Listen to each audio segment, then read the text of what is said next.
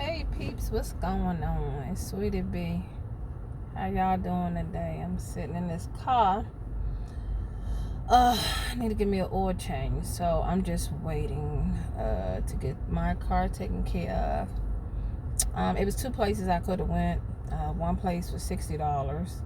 Nice people. They don't seem to try to sell me anything. The other one is $35. And with that $35, you're gonna get everything pretty much wrong with your car. Like everything is wrong. Everything wrong. The belt is wrong. One tire is about to go out. So sorry, I'm in this car. So I don't know. Sometimes you just want to get your I'm sorry, I'm cussing. Sometimes you just want to get your oil changed, and you don't want to hear anything else. You don't want to hear about no belts need to be changed or anything else. But how everybody been doing? I've been doing okay. Trying to move forward. I have scheduled for me to take some more exams to get some more endorsements. Trying to look into trucking school. I think I may go to Richmond, or I might try to go into a private. Recently, kind of enter into a relationship with someone. Wasn't really looking for a relationship. Wasn't thinking about a relationship. But I think what ended up happening is when you're not looking, when you're not searching, when you're not thinking about it. He comes. He comes, baby. And this one right here, he's coming. He ain't playing. Like, he is not. I mean, I must admit, he ain't playing with your girl. Nah, he ain't playing with your girl. He's coming correct. He's coming correct. So I feel blessed, and I ain't scared to tell y'all about it, because it don't happen like that sometimes. Sometimes, I think we met like a year and a half ago. He lived a little ways away, and we kind of just lost contact. And recently, somehow, I saw his number. I called. He picked up, and we just started talking about what's going on with you, what's going on with you, what's going on with me, going back and forward. And next thing you know, we was talking every day. And next thing you know, we have so much in common. But this wasn't part of the plan. The plan was to be single for the next 2 years while I go through this journey. Then all of a sudden, the second problem is OTR. OTR is the problem. This is my problem. Maybe y'all could help me. I'm noticing a lot of people who do OTR, I'm not going to say they broke, but they seem broken. If you understand what that means. They not broke, but they broken. Meaning that they've been in the game for a minute, and they always complaining. Truck break down. Oh, I made 5,000. I made 7,000. I made 6,000. Truck breakdown. And it's just a continuous cycle. And although you get to travel more with the OTR, you get to deal with a lot of drama with that vehicle. It's your responsibility. Now, yes, everyone wants to own something, but owning something comes with a price. And you have to decide, is it about owning something? At the end, am I really making more money than a local driver overall? After all the deductions, everything is subtracted, am I really making money?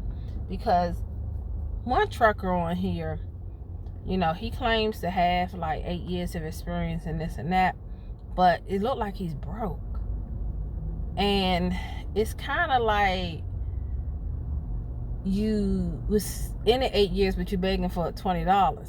So it kind of like discouraged me from the OTR, because I don't want to be that truck driver that after 8 years I'm up here giving advice, but I'm begging for money. So I'm like, it's good that you going on here. A lot of them sharing their mistakes.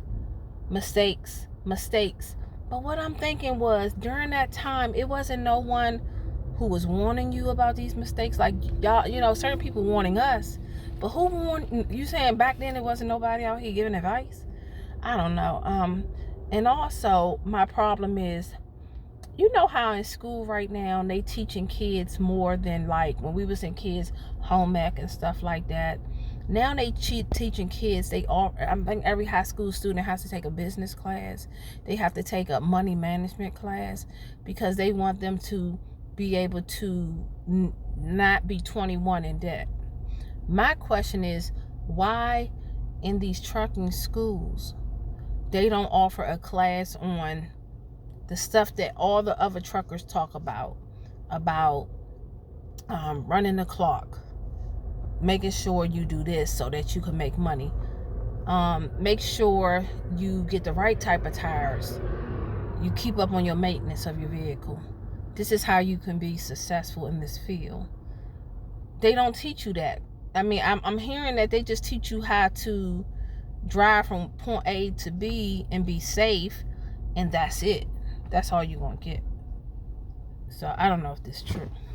And if that's true, then you have to go out here, and I'm gonna use Prime as an example. You gotta go out here, usually you with a trainer for a couple months, then they give you the opportunity to lease, but you didn't educate me on all this stuff so I can be successful.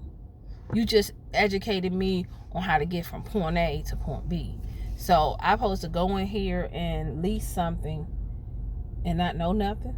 Okay, I can look at videos, I can listen, but it's nothing like being on that road going down that mountain. You know what I'm saying? It's nothing like breakdown after breakdown. It's nothing like knowing how long you should do this or do that. And, it takes time. So, I don't know. Honestly, I'm just thinking about being a company driver. Because I'm thinking, if you're spending 24 hours, okay, you run your clock for 11, but you actually, it's like you on the job 24 hours.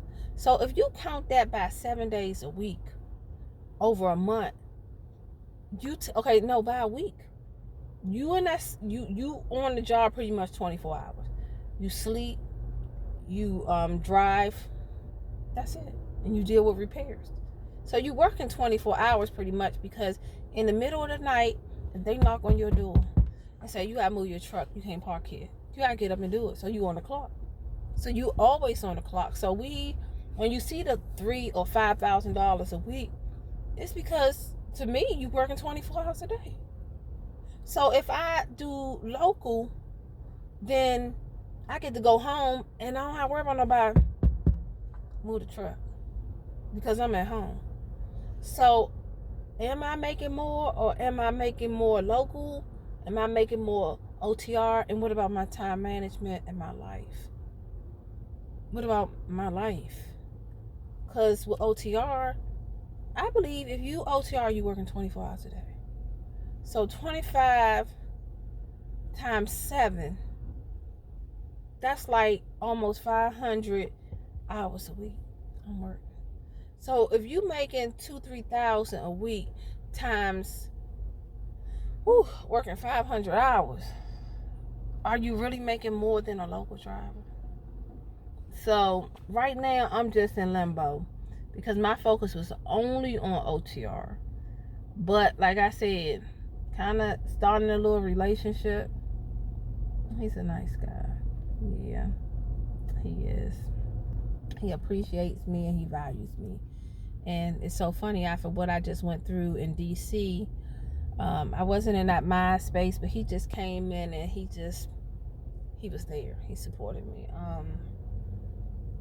There's some other stuff that I want to tell y'all about why I took that situation so hard. Some things happened to me in DC years ago that led up to my anxiety, and just growing up in the city, I just went through some things. That wasn't the first time something bad almost happened to me. Things bad did happen to me in the city, and I'm gonna go into that in a little bit. But some things I just don't like talking about.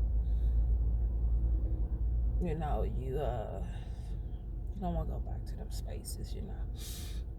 Sorry, I'm about to cry on here, but I'm feeling good, so let me just stay good. I'm feeling good. Let me stop it. I'm sorry, y'all. What's up? Yeah. So that's my whole thing. OTR, local, regional. I'm about to do some calculations and I'm gonna add it up. My next video, I'm really gonna look into this. I believe OTR drivers are working 24 hours a day. And if they are, and I'm working 24 hours a day, I'm going to add up possibly what I can make, subtract my payment for my lease, my fuel, other repairs, and money for me, and ask myself, am I really on top? Am I okay with working 24 hours a day? Because if you and your sleeper, and just say something happened to the sleeper at night, or something happened, you got to take care of it. If you have to move, you got to take care of it. Anything can happen. You're not in the comforts of your home, so you on the clock. If I'm not at the comforts of my home, I'm on the clock. So I think even what they paying us is not right, because we on the clock 24 hours. I don't know. This is what I'm thinking. See, I'm coming in this situation and I'm coming from a different perspective, because I don't think people realize you working 24 hours. So if you out there 3 months or 2 months, and after you subtract your payment, your repairs, everything, are you really making money? Or after 8 years or 10 years in the game, you still paying off a $10,000 loan you had 8 years ago. So are you really making money? So that's why a lot of YouTubers, and they up there talking about, I am the king of trucking. I'm this, I'm that. You wouldn't be nothing without me. Uh, was you winning or was you losing in the game? Was you winning or was you losing when it's 18 years later and you really have nothing to show for it? You may have enjoyed that good meal, that good hotel, the Carlton. You may did all that. But right now you have nothing because you're begging for money. So I don't know. And then after a while, you're going to burn out. Unless you're a super trucker. Now, it was just an accident. 24 people died. Fatigue. So, I'm not in no rush. It's not emergency. I work. I have money coming in other ways, whatever. I'm doing what I have to do. I'm going to really think about this. And I'm going to add up the numbers. So, my next video, I'm going to come to y'all with some numbers and see what it add up to. Actually, I called one of my mentors on trucking to ask him about this, and he said he agreed with me that OTR drivers are working 24 hours a day. So that's what the video is about. Thank y'all. Have a blessed day.